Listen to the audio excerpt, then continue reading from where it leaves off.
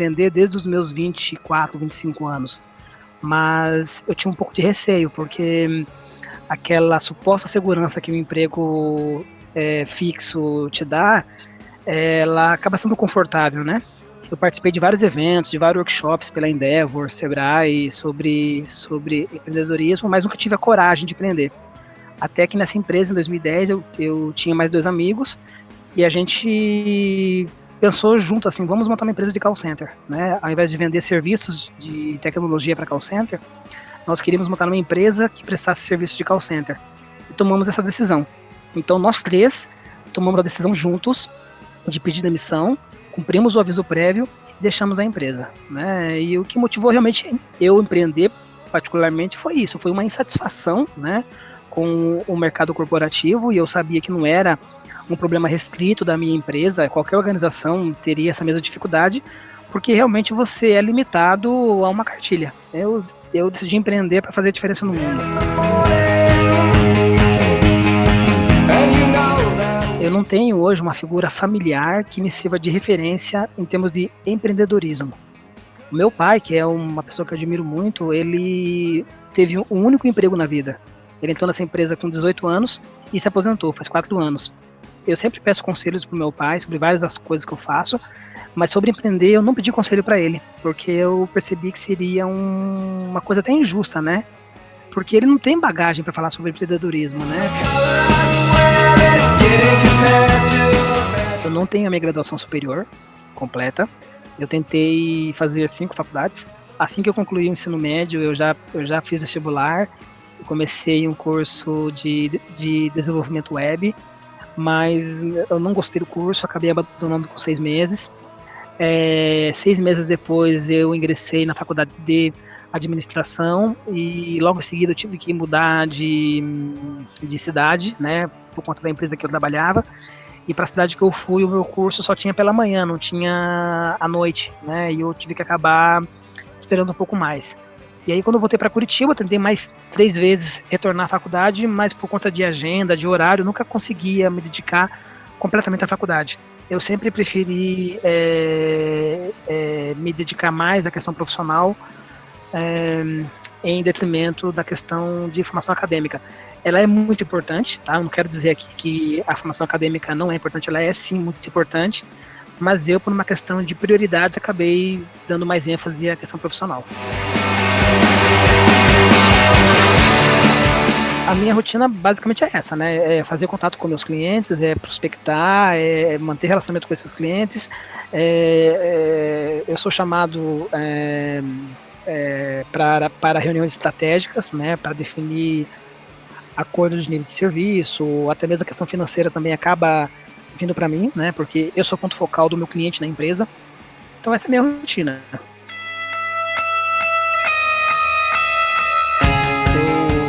Até alguns colegas meus diziam assim que eu tinha toque, né? Assim, a minha mesa de trabalho era muito organizada. Eu não usava recursos de tecnologia para fazer minha agenda. Eu guardava tudo na cabeça, né?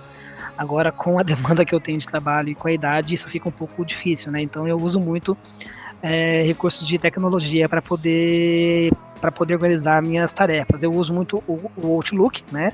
O calendário do Outlook. Utilizo muitas tarefas lá do Outlook também, e tem um aplicativo para celular que é o Google Keep, onde eu faço anotações de lembretes. Por exemplo, estou num evento, eu anexo uma foto, um áudio, ou até mesmo uma anotação para poder me lembrar no dia e no horário específico.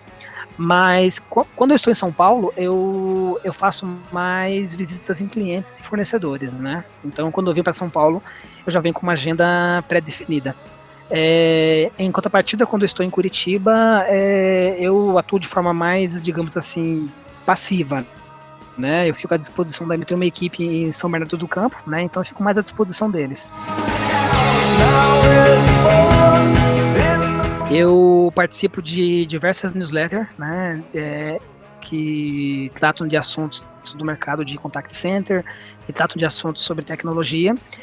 E a minha hoje principal fonte de aprendizados é a leitura. Eu leio muito, eu leio uma média aí de 3 a 4 livros por mês, né? Então eu tenho um projeto que é o bookshare.com.br, uma plataforma para compartilhamento de livros, né? Porque eu acredito que o hábito de leitura ele faz com que a pessoa se desenvolva, né? Até mesmo quem já é graduado, pós-graduado, enfim. Então, como eu não pude me dedicar à graduação, eu tenho na leitura de livros a minha maior fonte de conhecimento e de aprendizado.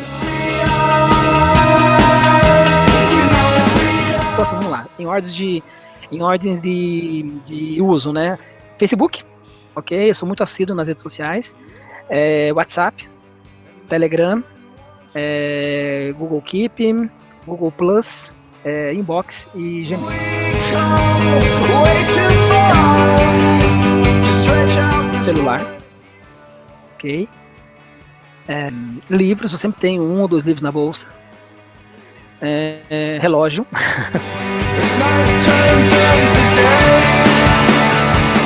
Vou ao cinema 4 vezes ao mês, né? Quando eu venho para São Bernardo do Campo, como eu estou aqui sozinho, sem família, eu vou ao cinema pelo menos, 3 vezes por semana. Então eu adoro assistir, adoro, mas e assim, quando eu estou em casa, eu gosto de filmes mais antigos, assim, eu adoro filmes baseados em fatos reais, ou baseados em livros, né? Gosto de ver o mesmo filme várias vezes, né? Se é um filme marcante, eu gosto de vê-lo pelo menos 2 ou 3 vezes, porque a cada vez que eu vejo o filme eu consigo ter insights diferentes, né? Então, gosto muito de ver filmes e séries, na verdade. O Maravilhoso Mundo do Intestino, que é um livro escrito por uma médica que fez o seu doutorado na área de bactérias, e ela se concentrou na bactéria da flora intestinal, que mostra como funciona todo o nosso sistema digestório, né? Um outro livro que eu estou lendo é o Criatividade S.A., que conta a história da Pixar, né? Escrita pelo seu co-founder, que é o Ed Catmull. Estou lendo também outro livro chamado Refém na Mesa de Negociações. É um livro bem interessante. Ele foi escrito por um psicólogo que trabalhou muitos anos com a polícia americana na negociação de reféns. E ele apresenta a seguinte estatística, né? A negociação de reféns ela tem uma taxa de êxito de 95%. Por que a gente não consegue essa mesma taxa de êxito negociando com clientes, negociando com funcionários, negociando até mesmo com a esposa, com o esposo, namorado, né? Então ele apresenta, é um livro complexo de você ler, mas ele mostra o porquê que você tem que adequar o seu discurso de acordo com a pessoa que você está se relacionando. Um livro que eu já li 3 vezes, eu acho fantástico, é o Made in America, de Sam Walton. Então ele é uma autobiografia bem interessante, que conta a história de como ele fundou o Walmart, bem interessante. Um outro livro que eu já li mais de uma vez é A Cabeça de Steve Jobs, é um livro bem legal também, né? E um outro livro que eu li fantástico é Como Liderar Sem Estar no Comando. Então são 3 dicas assim que eu dou, que foram livros que eu li uma vez e sozinho, e assim, numa leitura você não consegue captar tudo, né? Então eu li mais de uma vez.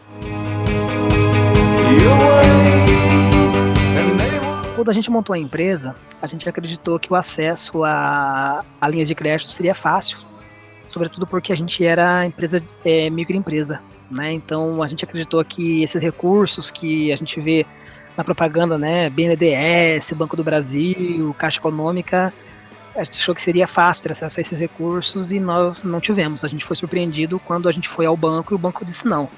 Você precisa ter pelo menos 2 anos de empresa. Não, você precisa ter pelo menos 2 anos de relacionamento com o banco. Então, realmente foi um choque, né?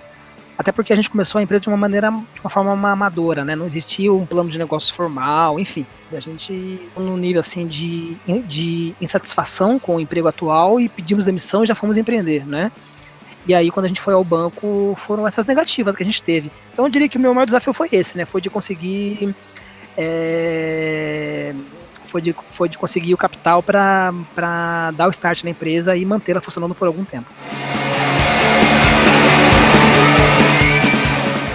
O sábio rei Salomão, ele escreveu alguns provérbios e ele diz assim que há tempo para tudo, né? Há tempo para sorrir, há tempo para chorar, há tempo para... enfim. E eu acho que o fracasso, ele faz parte da vida, né? Não somente do empreendedor, mas Eu imagino assim que é pouco provável que você encontre alguém que não relata pelo menos um episódio de fracasso. Mas eu tento de tudo isso tirar uma lição, né? Ou seja, onde foi que eu errei, qual era a capacitação que me faltou naquele episódio, naquele momento, naquela situação, para que eu desenvolva e tente evitar de novo aquela situação. Eu me considero uma pessoa ambiciosa, eu me considero uma pessoa motivada, né? E eu acredito que, assim como o fracasso, o sucesso ele é efêmero, né? Ele é temporário. Eu diria assim que você não tem sucesso, né? Ele é um status, ele não é uma condição ad eterno, né? Da mesma forma como é importante você aprender com o fracasso, é muito importante você aprender com o sucesso também. Humildade pode parecer uma palavra muito batida, né? Mas humildade para reconhecer os fracassos, humildade para lidar com o sucesso, humildade para se relacionar com as pessoas, né? Eu acho que essa é uma condição sine qua non. Uma outra característica é aprendizado contínuo, né? Nunca achar que sabe tudo, nunca achar que já aprendeu tudo, né? Sempre buscar na literatura, na internet, ou até mesmo por meio de mentoria e coaching, pessoas que possam agregar valor àquilo que já se sabe, ou até mesmo trazer algum fato novo, né? Então, curiosidade, resiliência, né? Ou seja, aquela capacidade de cair, já sacudir a poeira, se levantar e tocar o barco, né? Então eu diria sim que são essas as características assim que eu acredito que são importantes para não só para o empreendedor, como para qualquer pessoa. A pessoa assim que eu mais respeito e que eu tenho em autoestima é o meu pai, né? Então ele me deu alguns conselhos mais para a vida, né? Assim, eu acabo trazendo, obviamente, para o ambiente empresarial, de sempre lembrar que eu sou eu sou um ser humano, né? Ou seja, na medida que a gente vem obtendo êxito nas nossas tarefas, nas nossas atividades, é natural que a gente tente se engrandecer, né? Acho que é do ser humano isso. E a gente reconhecer que a gente é um ser humano passivo de falhas, de erros, nos faz lembrar que tudo aquilo que a gente conseguiu, tudo aquilo que a gente conquistou, ele é efêmero, né? Que muito mais importante do que aquilo que a gente tem é o que a gente é. Então, acho que seria isso, né? Valorizar mais o ser do que o ter. A primeira é: o sol não deixou de brilhar só porque a terra escureceu. E a segunda é: se há flores na estrada, há espinho também, né? O empreendedorismo, as pessoas às vezes tentam passar assim como algo glamuroso, enfim, mas existem também as dificuldades, existem os perrengues, existem os desafios, existem as decepções, e isso não pode ser ignorado. Empreender é uma coisa muito, muito legal, sabe? Eu faria tudo de novo, obviamente que de formas diferentes, né? Mas eu acredito que o Brasil é um país de oportunidades, apesar da crise que a gente está vivendo atualmente, da crise política, da crise fiscal, da crise financeira. Eu acredito que muita coisa boa surgirá da crise, né? Assim como com a crise de 2008 surgiu o Uber, surgiu o Airbnb e outras plataformas de economia colaborativa. Eu acho que o Brasil também vai ser o palco aí de grandes transformações. Enquanto se é jovem, é o momento certo de empreender. Não que exista uma data, uma idade certa para empreender. Por exemplo, o Sam Walton, ele, quando fundou o Walmart, ele tinha quase 60 anos de idade, né? Mas eu acredito que quando você é jovem, você tem mais chances de errar, de cair e se levantar, né? Então, o recado que eu daria era assim, perseverança sempre, né? Mas não confundir perseverança com teimosia, né? Eu até gosto de dizer assim, a diferença entre o teimoso e o persistente é que o persistente muda a estratégia. Persistência sempre, mas e um respeito também ao legado, né? Ou seja, se você aprendeu, se você teve a inspiração de alguém mais velho, sempre honrar a esse legado, né? Acho que é importante. It's the color